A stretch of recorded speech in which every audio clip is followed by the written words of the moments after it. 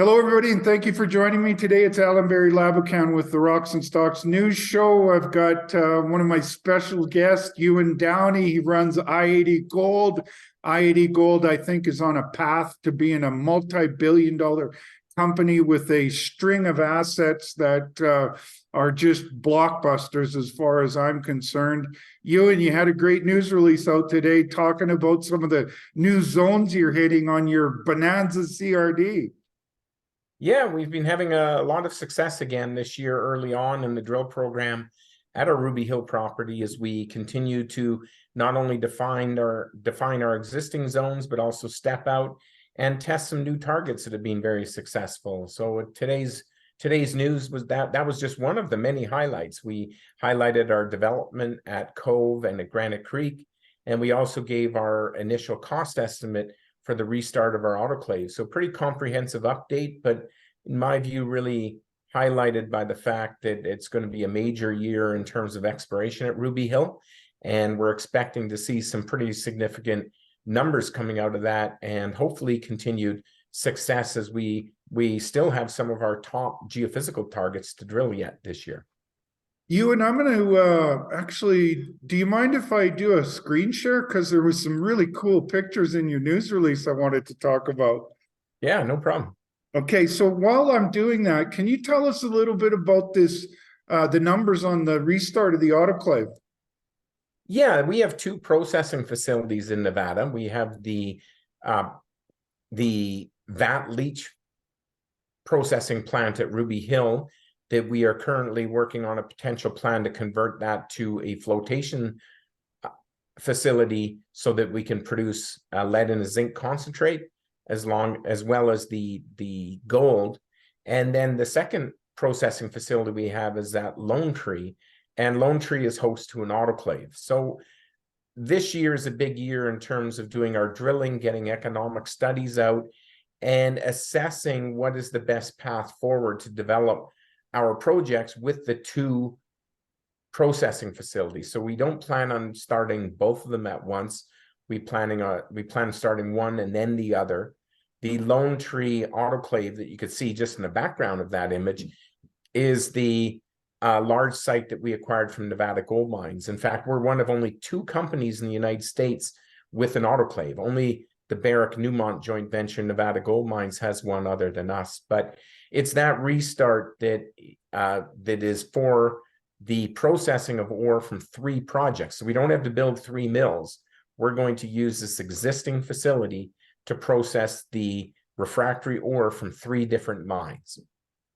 So, but you kind of had a wrinkles thrown at, or a curveball thrown at you, and a good curveball, in that you were having some great results from your Ruby Hill CRD, and all of a sudden this brought into highlight the facility that you have at Ruby Hill, because you might be looking at a much smaller capex, and you could maybe use that to first, and then use the revenue from that to restart your autoclave. Am I getting that right? Yeah, definitely. That's one of the scenarios we're looking at. It's really contingent on permitting timelines. We have the three different projects that we're permitting to fill the two facilities. And it's really our understanding, or our better understanding internally, of what the actual timeline is to have all of the projects up and running. It's got a fairly large development plan, and that's going to be the main focus of what we do in the future. So the decision will be made once we have a bit more understanding of both the polymetallics that we have at Ruby Hill and the restart of the autoclave facility. But at less than 250 million capital that's required for that autoclave, you compare that to companies like Artemis or Sabina or our project at Premier that is now in Equinox Gold. The capital cost we need to build a brand new mill is often $1 billion plus. The startup of our facility was the initial estimate that came out, we released today, was less than 250 million. So significant reduction in capital because it's already built. Yeah, like those autoclaves and that kind of an operation, everything starts with $1 billion these days, you. And so getting in there with a 25% of that is pretty economic, a cheap way to get into serious production. Yeah, and obviously capital paybacks are usually better when you have lower capital. So that's one of the other things I think you should look at. So, you know me, you and I love to see the rock and I love to see the drill results. And so you've highlighted your Ruby Hill property, and you've talked about 5 drills currently underway. And you've already hit some new zones and expanded on your known zones.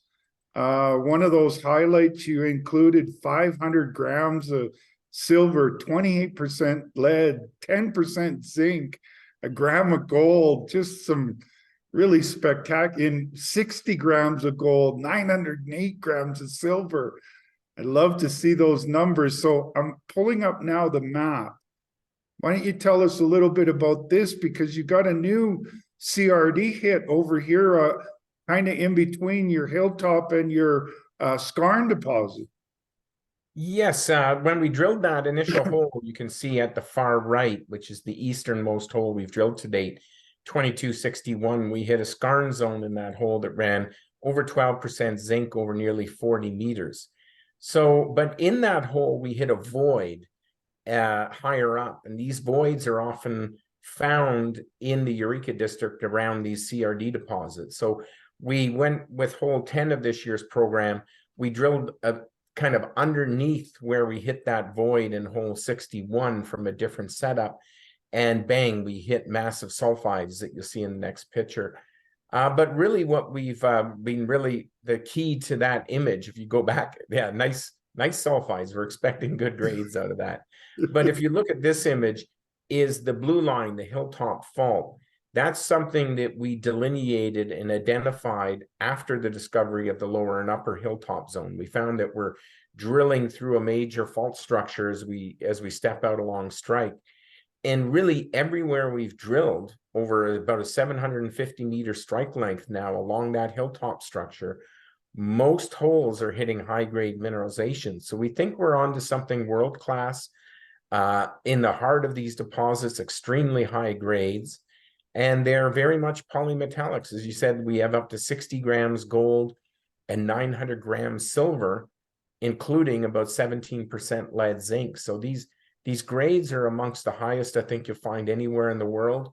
And we just keep stepping out along the structure and hitting mineralization and getting a better handle on controls. So in that East Hilltop area where we hit the CRD, we're finding that the CRD mineralization is only on the hanging wall side of the fault.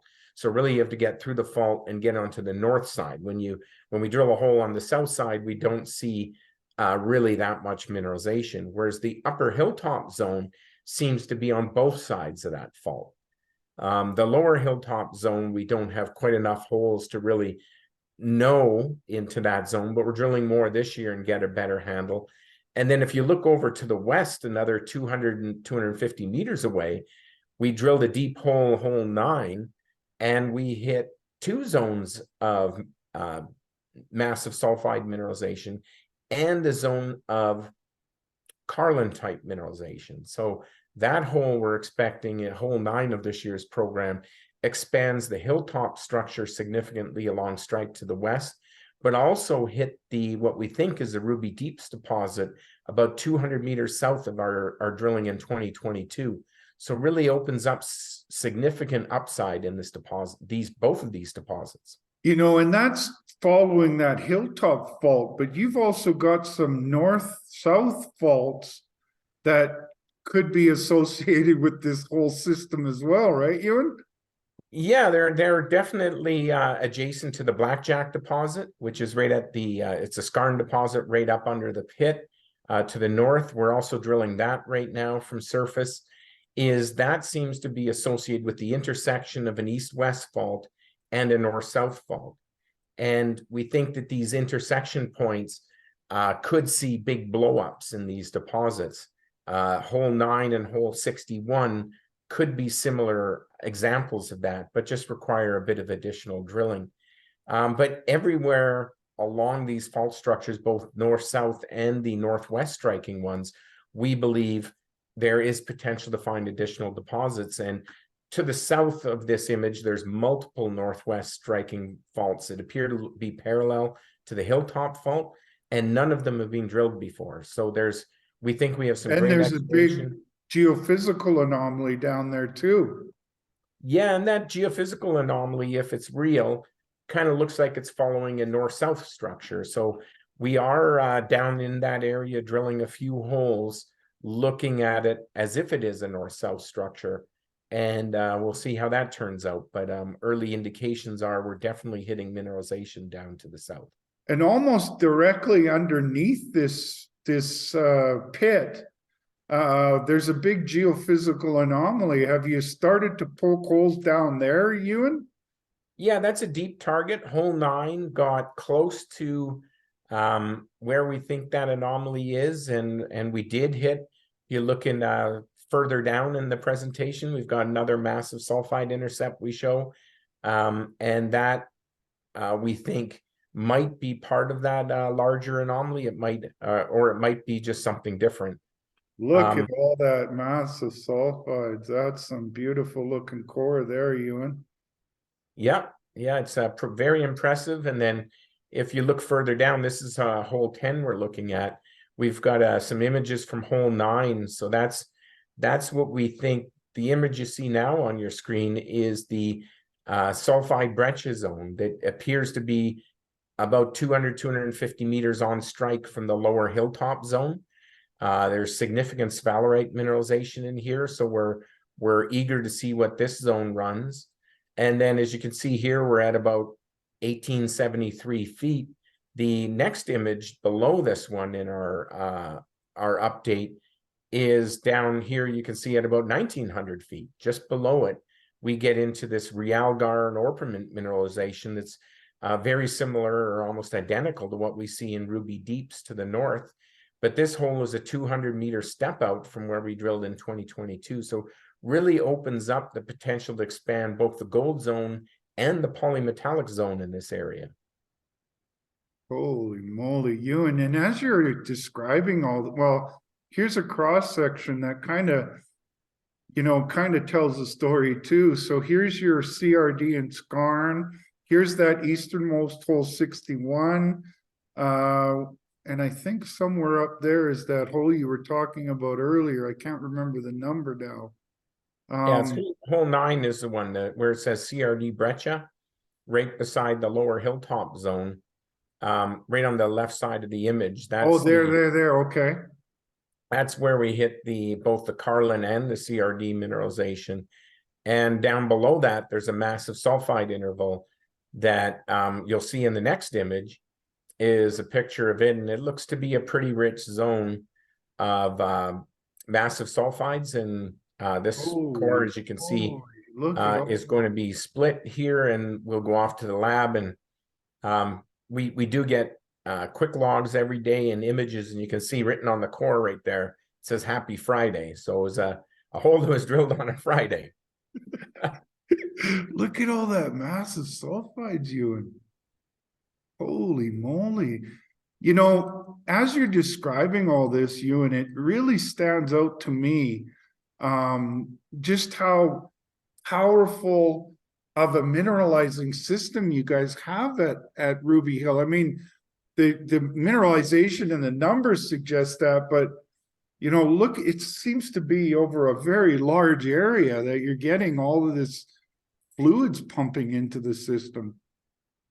Yeah, it's a remarkable project for sure, Allan. We see the upper zone. We have a 5 million ounce resource in what we call the Mineral Point deposit. And it is a zone that we haven't even really started drilling since we acquired the property. And right beside that, we have the Archimedes pit, which was what Barrick and Homestake were mining. Below that pit, we have the Ruby Deeps gold zone. We have the Blackjack base metal zone. And then we discovered the CRD mineralization on the south side of the pit. So it's pretty remarkable. You see skarn CRD, refractory gold, and disseminated sediment hosted gold, all basically sitting right on top of each other. And massive sulfides. Yeah, massive sulfides as well, but that massive sulfides is more typical to what we'd see in some of the upper CRD zones. So we do think that's the CRD intercept that we hit there. And so it's not a VMS, but it's a part of the CRD. I gotcha. But look at everywhere you go, up here, over here, down here, over here, or down here. You're getting mineralization all over the place. Yeah, it's pretty remarkable. Right now it's really how, at some point we need to choose which ones we're going to focus on, because we're targeting to bring the polymetallic deposits to resource status at the end of this year's program. So we need to get definition drilling done, or sufficient definition drilling done in several zones to be able to put together that 43101 compliant resource that we want to get out. And on a gold equivalent basis, we're expecting that to be a pretty significant increase in our overall resources as a company. And we already are one of the largest holder of gold and silver resources in the state of Nevada, and actually all of the United States. But I mean, this looks like your most concentrated mineralized zone, but these things can get bigger. This can get a lot bigger, and you're just starting over here. It's like you got what did they say? A litany of riches there. Yeah, the upper hilltop zone, as you said, is more cohesive because we have more definition in it. Because it's so close to surface, we've been able to drill a fair number of holes into that zone now. It's still open for expansion, so we are still stepping out, but really that zone's been easy to get definition on so that we can move it quickly to a resource. Now we're focusing a bit on the East Hilltop zone because, again, it's not quite that deep. And later this year, we'll do a little more focus on the Lower Hilltop zone. But given its depth, it's kind of a lesser priority than the upper zones for now. But depending on what that hole 9 runs, that could change priorities a little bit as the year goes on. Because this could all be associated. You're in the same rock package. You're on the same side of the fault. And you've got a nice thick intersection of mineralization there. Yeah, definitely. From the last hole you see drilled in the Lower Hilltop to that hole, we have about a 200-meter gap. And that 200-meter gap is definitely something we want to fill in this year because that could add a lot of tonnage to the Lower Hilltop zone. And as I said, the CRD breccia in hole 9, the widths that we see in that hole are bigger than what we see in the Lower Hilltop. So perhaps as you get closer to that Holly fault, which is that one there, as you get close to the Holly fault, perhaps the widths of mineralization will pick up. So really a good place we need to do more drilling, and we'll be sure to get that done this year. We're expecting to add 1 more drill and get up to 6. And then once the Paycore acquisition closes, there's 2 drills going on that property. So we'll have 7 or 8 drills going here going into the second quarter. Wow, you guys, you're definitely sounds like you're going to have tremendous news flow for the rest of this year. Yeah, definitely. It's going to be a big news year. We're starting to see some good increases in our mining rates at Granite Creek. We've been more and more sub-levels are going into the mineralization. We're currently putting in a 4th sub-level. So we're going to see an even further increase in our available faces for mining. So we continue to look to ramp that project up to ultimately announce a production decision for Granite Creek. And then we also announced today that we're 70% complete the underground decline at Cove, and that the underground program started there. That's a 40,000 meter drill program. So the news flow coming out of our company this year from the drill bit is expected to be the biggest year yet for our company. And we're in a year that looks like it's going to be really good for the price of our favorite metal, gold, and other metals, Ewan. It's seems to be a perfect storm. You've got inflation, you've got currency wars, you've got debt printing, you've got bank crisis. You know, I think a good place to put your money is in gold to keep it safe and to make it grow. Metals, gold, silver, and other metals. Yeah, I think we're seeing, I don't want to call it a perfect storm, but it's a great setup for the gold industry and the gold bugs. I think I told you offline before we started my prediction for the gold price, which is a fair amount higher than where it is today by the PDAC next year. And as you mentioned, that currency war is something that not enough people have picked up on. There's a lot of countries, especially Russia, moving towards the Chinese yuan. We heard Brazil talk about this morning. It's in the news that Brazil's talked about using the yuan for trade. India is doing some of their trade in yuan and moving that direction. And Saudi Arabia has been talking about it for oil. And all of those factors could see a challenge to the reserve status of the US dollar, which the only effect of this currency war is likely going to result in the US dollar going down, which is, exactly what we look for in the gold sector is. And isn't it interesting, Ewan, while they're doing all this war, this currency war, those other countries that you mentioned are buying gold hand over fist.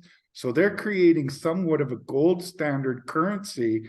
And what's backing up the US dollar other than their promise, that they're going to pay back their debts? Well, now they've got competitors out there. I really think that gold is the play out there right now. A lot of times people say 10% of your portfolio. I think that's underestimating. I think that's an old model, and we're coming into a new world. Yeah, and as soon as the generalists catch on to this, the generalist funds and really the the guys have been playing the cryptocurrencies, the younger generation who don't really understand the dynamics of currencies and what's going on and what's happened in the past. They haven't studied it enough. That I think they'll really see that the value of gold is great, and we're going to see an exponential move, in my opinion, upwards. But it's not only gold. If these Western governments are successful in their, what I call a bit of a pipe dream of moving to electric, electrifying the world, look how much metals we need. And right now, especially look at the battery metals, just focus for a second on the electric vehicle market. If we're going to be successful and everybody has an electric vehicle, you know how much metals we're going to need, how many batteries we need. There's not enough mines right now to feed that. The copper lines that are going to feed all of these charging stations is the quantum of that is huge. And really the government officials have no idea what they're talking about in this subject. And then if this currency war expands more and the West and the East start to distance themselves somewhat, where do all the critical metals come from? They're all in China. They have all the copper is the most critical metal. And you look at the inventories at the warehouses, they're down to 1 day of supply. I remember throughout my career, it was usually weeks or months. They're down to 1 day. You have a strike in Chile, and those Chilean miners, they watch that price of copper like a hawk. $4 to $5, there's a high probability of a strike. Imagine having a strike when you got 1 day's worth of supply in the warehouses. Yeah, it's a phenomenal situation. It's a great setup, I think, for the mining industry as a whole. Like I said, the Chinese control so much of the metal flow that if there's a hiccup in them supplying it, where does Canada and the US get all their metals from? You look at Canada. Canada has zero gold in their treasury. The country, they sold all of the gold. The central bank sold it all. Canada has at under $500 an ounce. Yeah, I've never accused really the political leaders to always be the smartest people in the world, especially our current one. All they need is a calculator. To me, I wonder sometimes about these political leaders worldwide and the economists of the Federal Reserve and all these other central bankers whether they even have maybe they should get one of those solar powered calculators, because it's not complicated math, Ewan. Yeah, maybe their plugins aren't working, so their calculators don't work. But Canada just released its budget, and last year they said, "Oh, we're working towards having a balanced budget." Last week they came out and said, "Well, we're not going to balance the budget for who knows when." And Canada's gone away from embracing our resource industry, both oil and metals. Can you imagine if we, over the last couple of decades, had been building the pipelines that we need to move our supply to Europe and everything else, what's going on? If we had built the mines that are available, if the permitting here wasn't such a The quagmire. Canadian dollar would be one of the strongest dollars. It would be. Canada would be a world power. Instead, look at the country now. We're talking about ongoing deficits. If they just embraced our oil industry, supplied Germany, Germans came over here, Japanese came over looking for Canada to supply long-term LNG, and we turned them down. That's why we're going to run a deficit. If we built those pipelines, supplied that, we could be running a surplus like Saskatchewan and giving everybody a real tax check. Well, Ewan, I've often said that economics have a way of fixing stupid. And I think that many countries have made those stupid kind of decisions when it comes to their natural resources, and economists are going to straighten them out. Economics is going to straighten them out. I think there should be some standards for political leaders of countries. They should have a certain level of education in order to be a leader of as we call the free world country. And if you're going to be a natural resource exporter nation like Canada, maybe you should have a little experience in mining and oil production. Or at least understand what it takes to deliver the product from it and the benefit it puts out to society. We wouldn't be on this computer talking to each other online if it wasn't for mining. Every single piece of the computer in front of me, the lines that move this interview like that to you, your cell phone is everything. mine. This everything. light, everything is because of mining. Yeah. And that's you and I want to close it on one note. As more of these American generalists come into the market, they're going to be looking at certain kinds of companies. A company that trades on the New York Stock Exchange with a hell of a growth profile and tremendous grades, there's not a lot of companies to check off on that box. So, your made in America brand, if you will, trading on the New York Stock Exchange is, when these generalists come looking, I think they're going to find i-80 gold. I think so too. And recently we had a bit of a hiccup in our share price. We've been underperforming our peers this year, unlike last year, mainly because Equinox sold a block of our stock. That caused our share price to get depressed here early this year. So I think we have a lot of catch up to do this year. As we put out in our comprehensive update, there's a lot of new news to come this year. We're looking to hit a lot of milestones for this company, new resources, new economic technical studies. There is a ton going on, and we're not just a gold company. We expect to be a producer of gold, silver, zinc, and lead. So we will deliver some of those critical materials that are required as well. And in the next 5 years, we expect to be one of the largest gold and precious metal producers in all of the United States. I looked at your chart the other day. November and December, you guys were like this. Then January, there was some profit taking, which is natural. February was a tough month for all mining stocks. March, we're getting back into the groove, and that's the same path your stock is taking. So get that news out, Ewan. Keep it flowing. Yeah, we will. And thanks for having me on again, Al. Okay, let me wrap it up here, Ewan.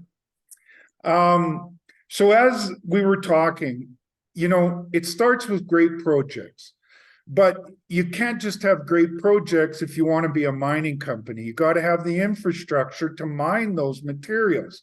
Now, usually in the Lassonde curve, you've got a big window between discovery and mining. That's called the orphan phase or the development discount window.